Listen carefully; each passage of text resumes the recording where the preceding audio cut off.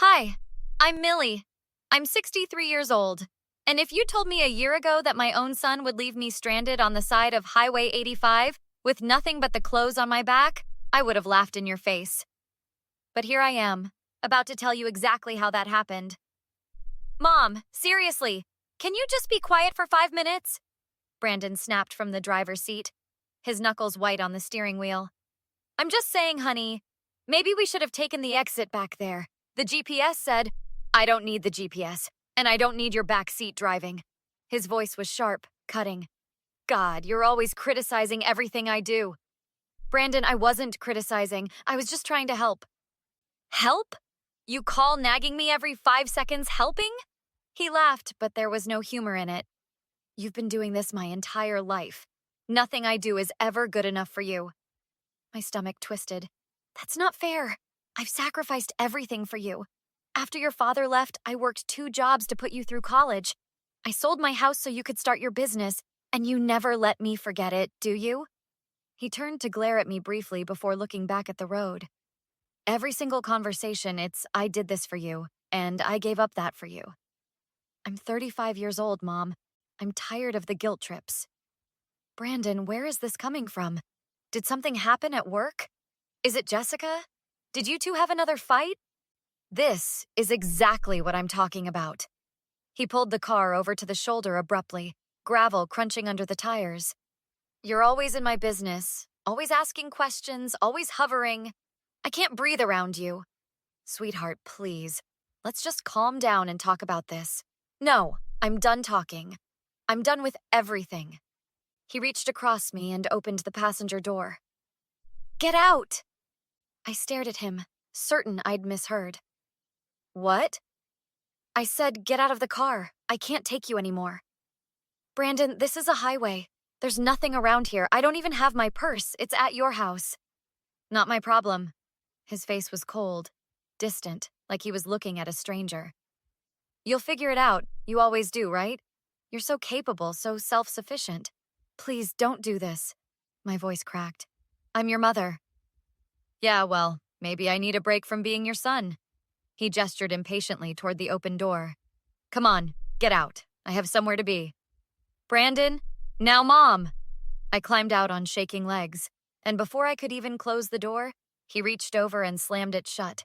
The car peeled away, leaving me in a cloud of dust and exhaust fumes. I stood there, watching his taillights disappear, my mind refusing to process what had just happened. The afternoon sun beat down on me, and the sound of traffic rushing past felt deafening.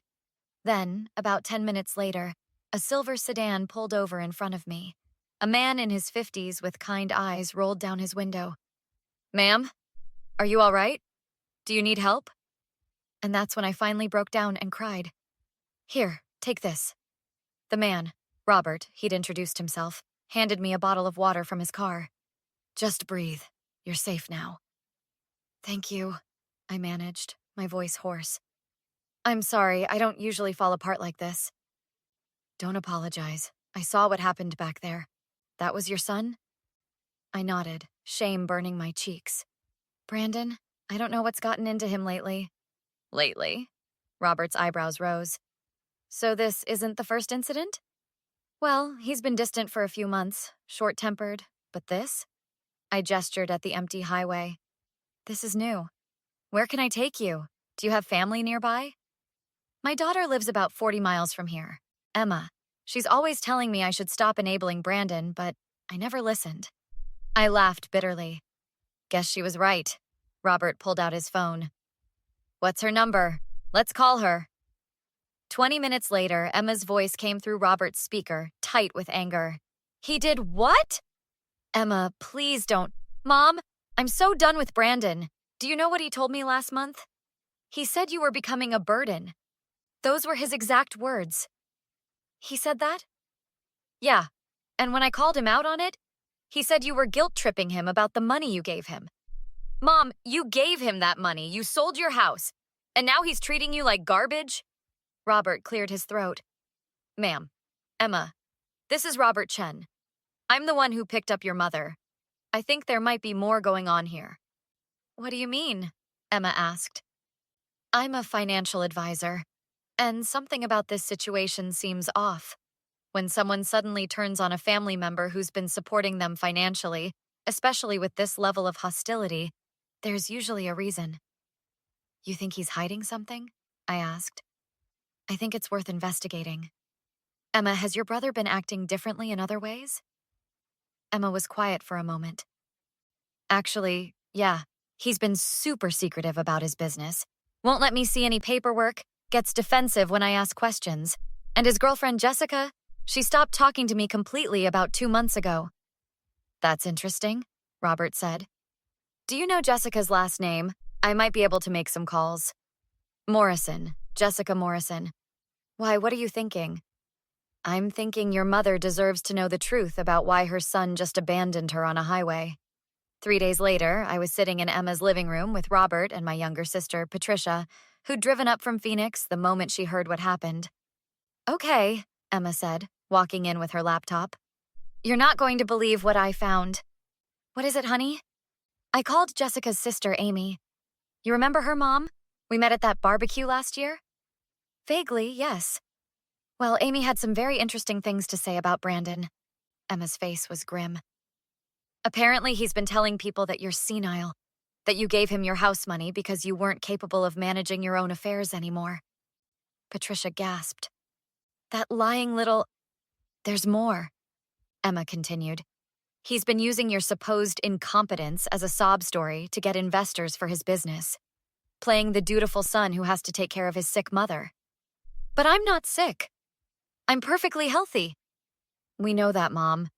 But he's been showing people forged medical documents. Amy said Jessica broke up with him when she found out he was scamming people. Robert leaned forward. That explains why he dumped you on the highway. You're the evidence that contradicts his story. If potential investors see you healthy and coherent, his whole scheme falls apart. So what do we do?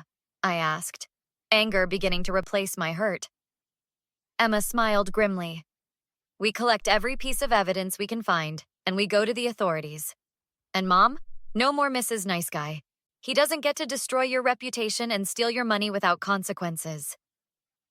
Brandon's office was in a strip mall between a nail salon and a tax preparation service. Emma and I walked in with Robert, who'd offered to come as a witness. The receptionist looked up. Do you have an appointment? I'm his mother. He'll see me. Brandon emerged from the back office, and his face went pale when he saw me. Mom, what are you doing here? We need to talk, now. I'm actually really busy. Make time, Emma said coldly. He ushered us into his office, closing the door. Look, about the other day, I was stressed. Stop, I said, my voice steady. I know everything, Brandon. The forged medical documents, the lies about me being senile, using me as a sob story to scam investors. His face cycled through emotions. Shock, panic, then anger. Who told you that? Jessica? That vindictive... Don't you dare, Emma cut in. We have proof, Brandon.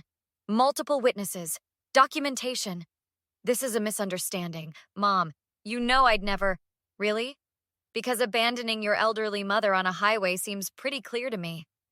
I was having a bad day. I came back looking for you, but you were already gone.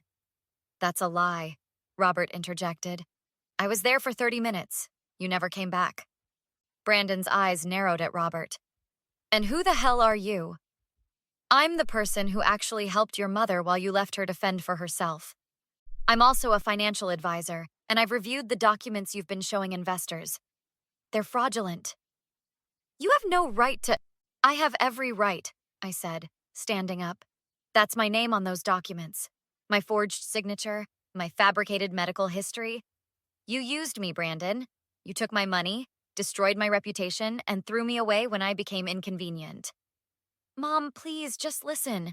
No, you listen. I gave you everything. When your father left, I could have fallen apart, but I didn't because you needed me.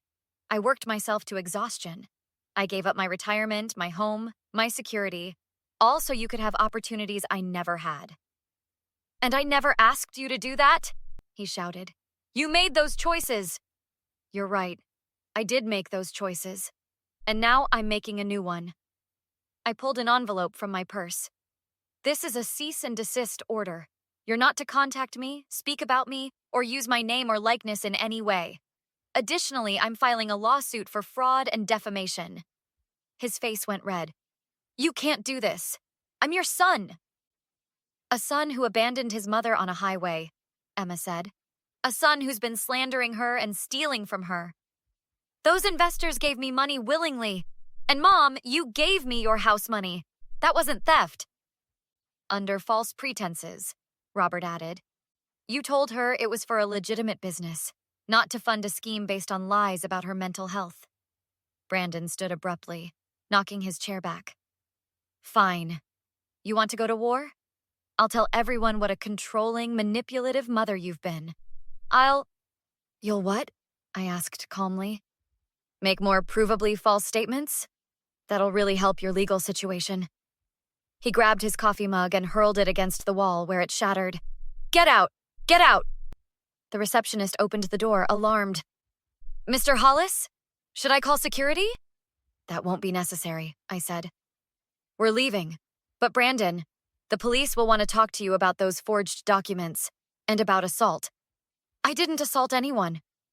You threw an object in a threatening manner. That's assault in this state. I turned to the receptionist. You saw that, didn't you? She nodded, wide-eyed. Yes, ma'am. I did. 2 weeks later, I sat in Detective Morrison's office, no relation to Jessica, surprisingly, going over the evidence one more time. Mrs. Hollis, I have to say, this is one of the most clear-cut fraud cases I've seen. The forged documents, the witness statements, the financial records, it's all here. What happens now?